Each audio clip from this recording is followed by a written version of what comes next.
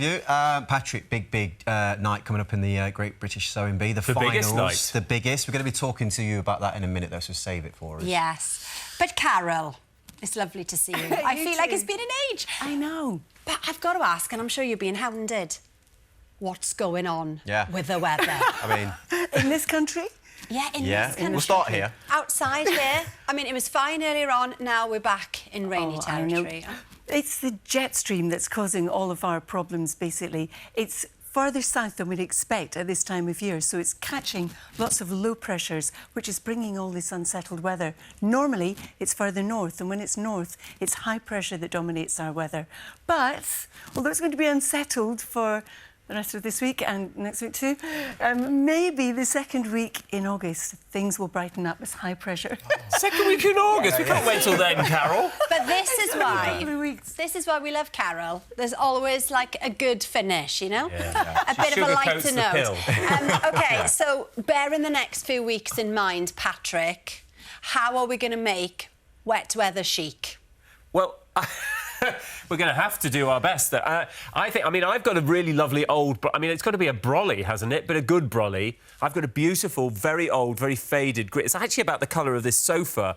Old canvas brolly with a proper wooden handle, like, you know, indestructible brolly. You know, high wind won't turn it inside out. That is my style tip. Just a chic brolly. So like a Mary Poppins kind of brolly? Just like a big old English-made gents, like, nice. massive... It's a sort of... Yeah. Nice. But faded and old and dignified. Beautiful. Yeah. Carol, you know how you mentioned weather here or weather abroad? Yes. On the subject of weather abroad, people will be concerned, you know, and have concerns about going abroad. You know, it's been obscenely hot in some places across the Mediterranean. Are we expecting those temperatures to change, or what? You know, what are the main concerns, you think? So the concerns with the heat are danger to life and also wildfires. And we've had strong winds as well, which have been fanning the flames and spreading the wildfires. But I'm pleased to say that in the next couple of days, and certainly into the weekend, it is going to cool down across the Mediterranean reaches. Greece will probably be the last to cool down into the weekend, and the breeze should ease as well, because a weather front's crossing. That doesn't mean to say we won't see more heat, but we're not expecting the extreme intense heat that we've had recently. Oh, that would be good news to lots of people. Even surprisingly, in the coast of Algeria this week, temperatures reached 50 degrees. That's on the coast. And bear in mind, it's always that bit cooler in the coast. That's huge. It is. Well, Italy been very hot, but, oh, Carol, things are even hotter in your new novel.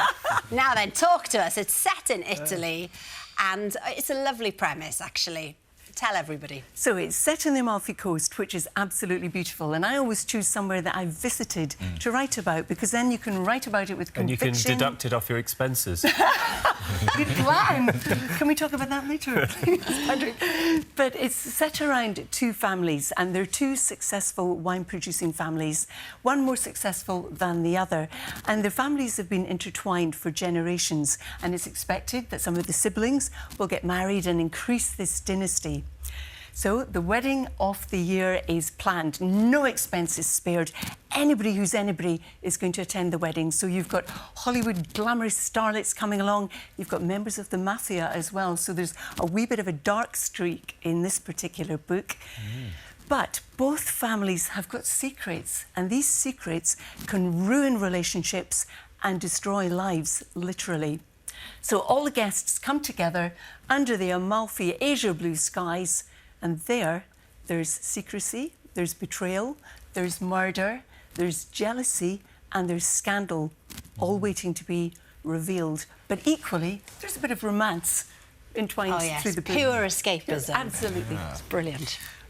You mentioned it. Is it a bit different for you then, Carol, to write this type of book? Because you mentioned, like, the murders, and where did that inspiration come from? It's a bit darker, no? It is a little bit darker than the previous books, Jermaine. You're absolutely right. And it was just taking it in a slightly different tangent. It's still a romance, in essence, and it's still got twists and turns and jeopardy and stuff like that in it. But I just wanted to try something a little bit different. So it's not all dark. It's still very much a romance. See, you are now a fully fledged novelist. You've got 3 out. Yes. You've written a 4th. Yes. Where do you get all these ideas from? Because the details in the book, they're very in-depth. I mean, you write about Italy, you've clearly spent a lot of time there, under a Greek moon, same thing there. You know, where do these ideas come from? Well, I start off with the venue or the locations, so I know these places really quite well. And then I think, OK, Italy in this instance, what's Italy famous for? Food, for example, cars, wine. Don't know much about the former two, but I certainly know a lot about the latter. So what could that be about? I know, a vineyard. Why not make it two? Then there can be some jeopardy. They can be really rival, you know, a lot of rivalry between them. And then who else could be there? Do they have a mother and father? How many children are there? Are the granny and granddad still alive?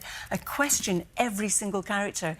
And in questioning the characters, you start having a plot in your head, and then it evolves. Then I present the whole thing to HarperCollins, and my brilliant editor, Kate Bradley, has a look at it and says, right, let's look at chapter 1.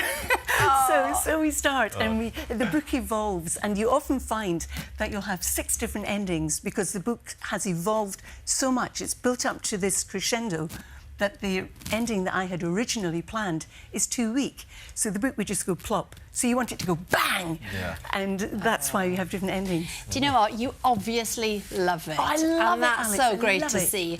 Carol's new book, Secrets of the Villa Amore, is out now.